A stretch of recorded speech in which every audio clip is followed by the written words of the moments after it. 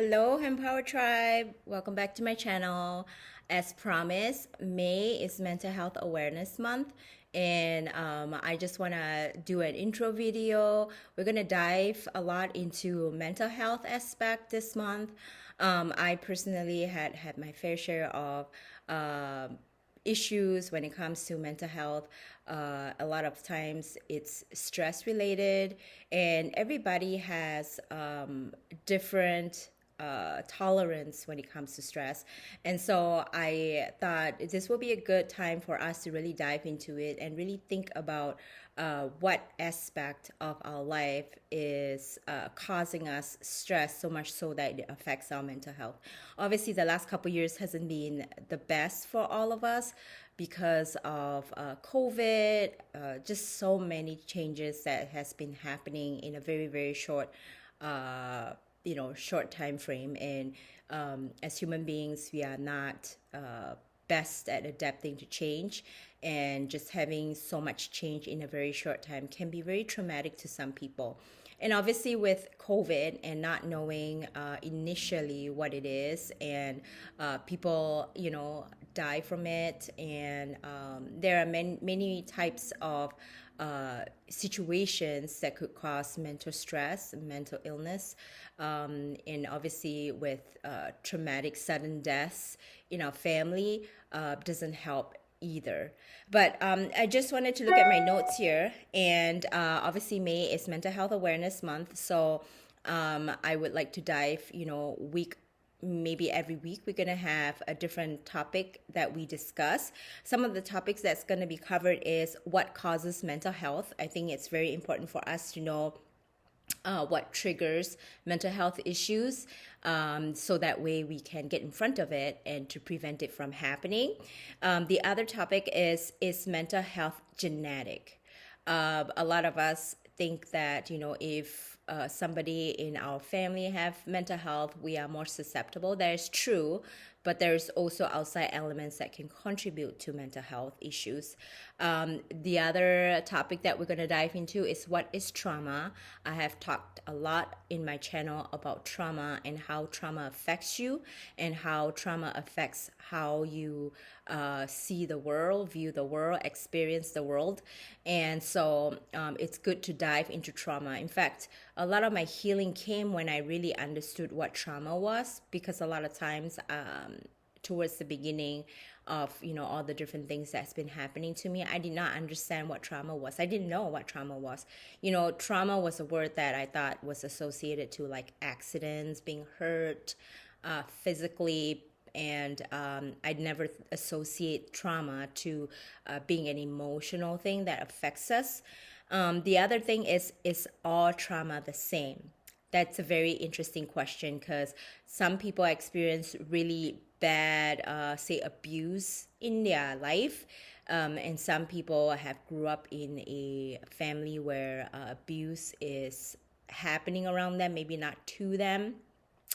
Obviously, there are worst case situations where deaths happen, maybe like rape, or what do you call it, sexual abuse, or stuff like that. That is a little bit more traumatic, that actually physically happen. So it will be an interesting thing to dive into if all traumas are all the same. And then social detriments of health. So how trauma actually affect us socially. I think that's a good thing to talk about too, because none of us are able to just bubble wrap ourselves and stay at home and not be affected by what's going on around us. So how does it affect us socially? Does it make us less apt to go out and make friends? Does it cause us to kind of have a different kind of bubble where we stay at home and we don't want to go out because we are just afraid of how things outside of us can affect us? So really how it affects us socially on a holistic level. The other thing we'll talk about is neurons. So how the brain communicates and how trauma affects the brain. That's something that not a lot of people talk about, but I think it's important to know how, especially if you are someone that has been affected by trauma at a very young age, how your mind and your brain is wired differently and how it affects you as you become an adult. And then living mentally healthy. So after dissecting what trauma is and dissecting the how it affects us, and how genetically if we're susceptible and different things, we want to dive into how we can get in front of mental health by finding ways to be able to live healthy mentally.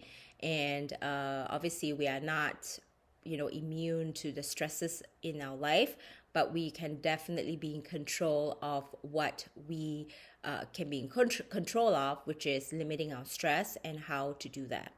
The other thing we talk about is wellness planning and maintenance. So what is your self-care like? And how do you define self-care? I think everybody defines self-care differently. Some people define self-care as an outward taking care of ourselves, and some people define self-care as more of an emotional, mental care. And everybody defines it differently. And obviously, different self-care has different results and affects you differently. So we're going to dive into that. And factors that can maintain your mental health. Like ways that you can help yourself or that can help you. Different examples: animal companionship, work-life balance, a big one. Obviously, with moms now having to wear many, many, many different hats, it's very stressful. So how do you maintain work-life balance? Having humor. Are we serious all the time? I can tell you I've always been a very serious person, and I still am. But I recognize how humor can be a huge part of keeping things light. And spirituality and religion. So how spirituality and religion actually helps with our emotional mental health. How and what aspect of it does it help, and how can we use that to our advantage? And then protective and risk factors for toxic stress. So how can we prevent ourselves if we recognize the signs of us being in toxic stress? Sometimes every single day, it's a stressful environment that we're living in. So sometimes we don't recognize that we are actually in a environment that is to the point of being toxic, and it's slowly but surely affecting our health.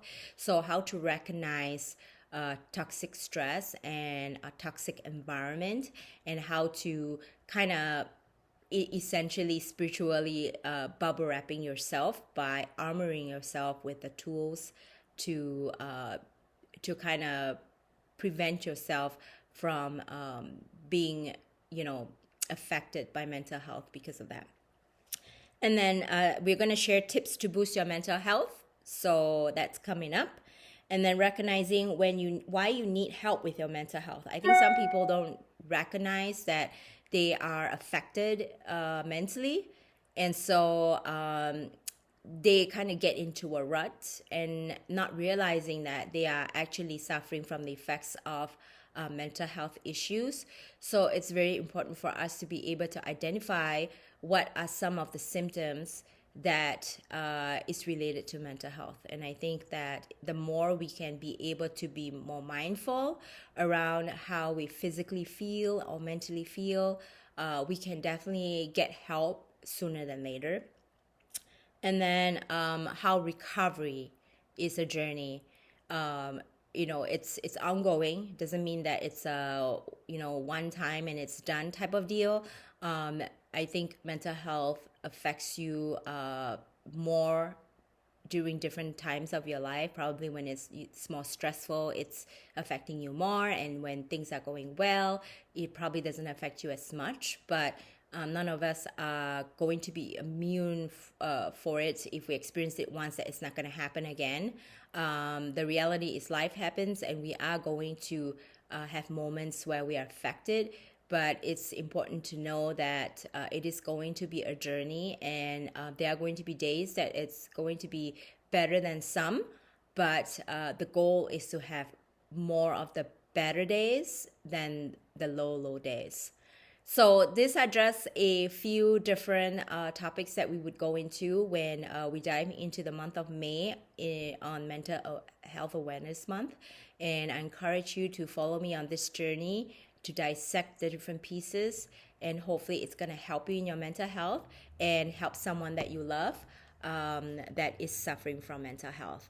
Until my next video, I hope you have a wonderful day, and I hope you are staying strong and know that you are not alone in this journey. Well, have a good day, and I'll talk to you soon. Bye.